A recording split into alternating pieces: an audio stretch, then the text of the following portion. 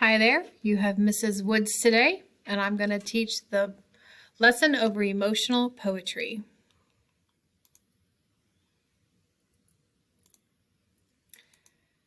Today, we will learn about the elements of emotional poetry.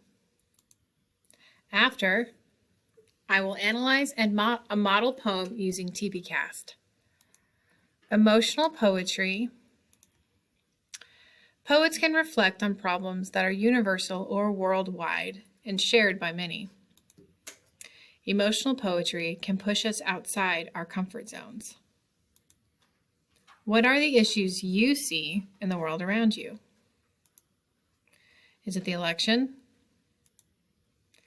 Is it coronavirus and COVID-19 all over the place? Is it social justice issues? Is it Dak Prescott breaking his ankle in the Cowboys game? Emotional poetry. Details matter in emotional poetry. Details are more observational and less research-based. It's more on what the author sees around them and what they experience and less what they look up and research. We're going to read a poem by Langston Hughes, who was an observational poet. Some background on him.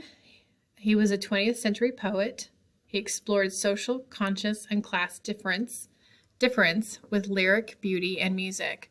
He managed to capture in simple poems the wide range of African American experience, from the horrors of the Jim Crow South to the bebop hustle of Harlem life, and significantly expanded the vocabulary of American poetry.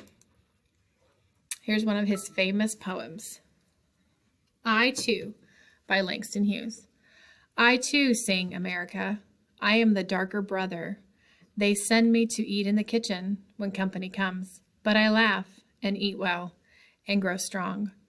Tomorrow I'll be at the table when company comes. Nobody'll dare say to me, eat in the kitchen then.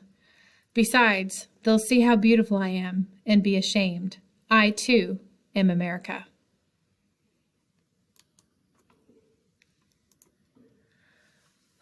In emotional poetry, poets express themselves and the emotions they have using various forms of figurative language.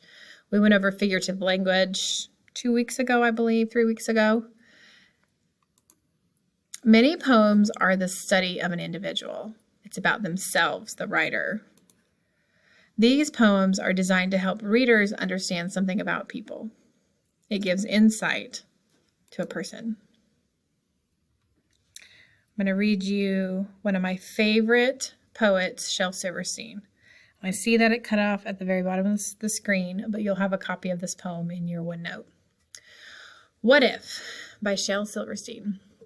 Last night, while I lay thinking here, some what-ifs crawled inside my ear and pranced and partied all night long and sang their same old what-if song. What if I'm dumb in school? What if they close the swimming pool? What if I get beat up? What if there's poison in my cup? What if I start to cry? What if I get sick and die? What if I flunk that test? What if green hair grows on my chest? What if nobody likes me? What if a bolt of lightning strikes me? What if I don't grow tall? What if my head starts getting smaller? What if the fish won't bite? What if the wind tears up my kite? What if they start a war? What if my parents get divorced? What if the bus is late? What if my teeth won't grow in straight? What if I wear my pants? What if I never learn to dance? Everything seems well, and then the nighttime what-ifs strike again. So we're going to go over the TPCast, which you've learned previously in literature. So let's review it. Title.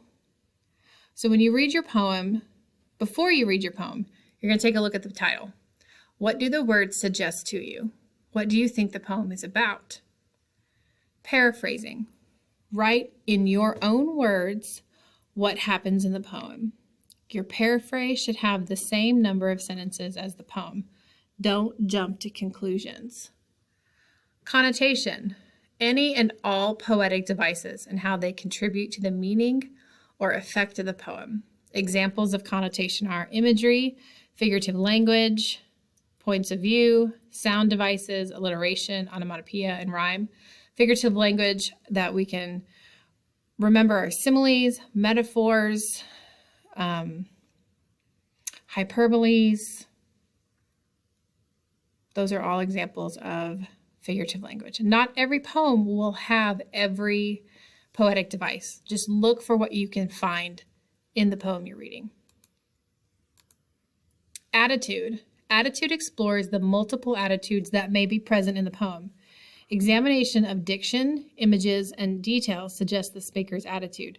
It's not just one word. You have to think complexity. Shifts. Note shifts in speakers and in attitudes. Keywords. But, yet, however, although, punctuation, stanza division, irony, changes in sound or diction. Not every poem has a shift either. Now go back and look at the title. What new insight does the title provide in understanding the poem? Theme. What is the poem saying about the human experience? What does the poem address? What do you learn about the subjects? I'm sorry, I have a couple typos in here. I'll fix it. Theme is always stated in a complete sentence. Complete sentence. Okay, so now you're going to open up your class notebook, and in your OneNote, under your third 6 weeks tab, you will have an assignment that will have a TPCast graphic organizer for you to fill out using the poem What Ifs by Shel Silverstein. When you've completed the assignment, submit a working link in Canvas.